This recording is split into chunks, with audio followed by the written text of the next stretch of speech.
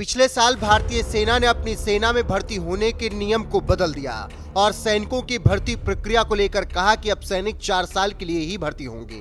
बस इसी बात से नाराज भारत और नेपाल के लोगों ने बवाल कर दिया।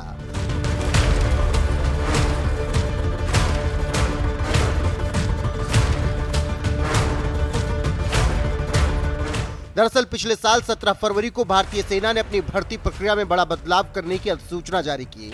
फिर क्या था, देश के साथ ही साथ नेपाल में भी आग लग गई और इस प्रक्रिया का विरोध होने लगा। लेकिन रक्षा मंत्रालय झुका नहीं और अपने फैसले पर डटा रहा। लेकिन अब अग्निवीर के साइड इफेक्ट आने लगे हैं और पिछले हफ्ते कई मीडिया संस्थानों ने ये खबर प्रमुखता से छापी कि युवाओं का अग्निवीर से मोह भंग हो रहा है और भर्ती होने के बाद भी नौकरी छोड़ भाग रहे हैं।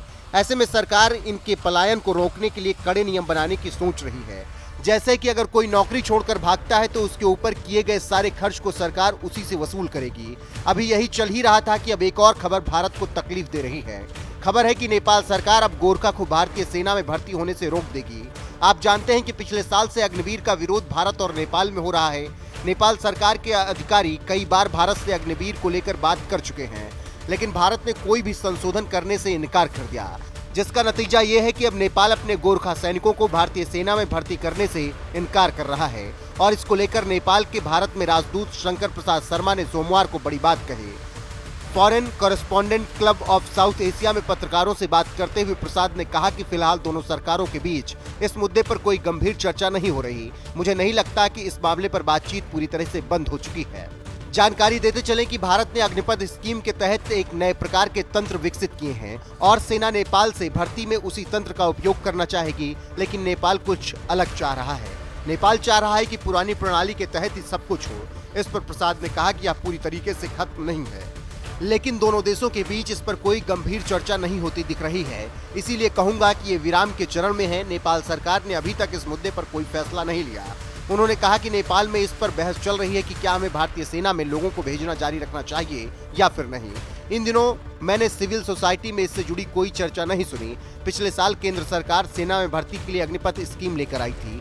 इसमें 17.5 से 21 साल की आयु के युवाओं को 4 साल के कार्यकाल के लिए सेना में भर्ती किया जाएगा। इसमें से सिर्फ 25% को बाद में नियमित सेवा में शामिल किया जाएगा।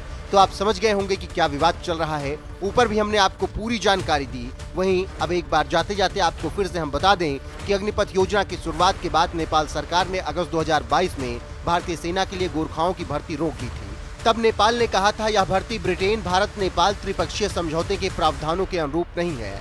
समझौते के मुताबिक 1947 में स्वतंत्रता के समय 6 गोरखा रेजिमेंट भारतीय सेना का हिस्सा बनी थी। आजादी के बाद 7वीं सेना गोरखा राइफल्स रेजिमेंट बनी। इन रेजिमेंटों में सैनिक प्रमुख तौर पर भारत और नेपाल का जातीय गोरखा समुदाय से होते हैं।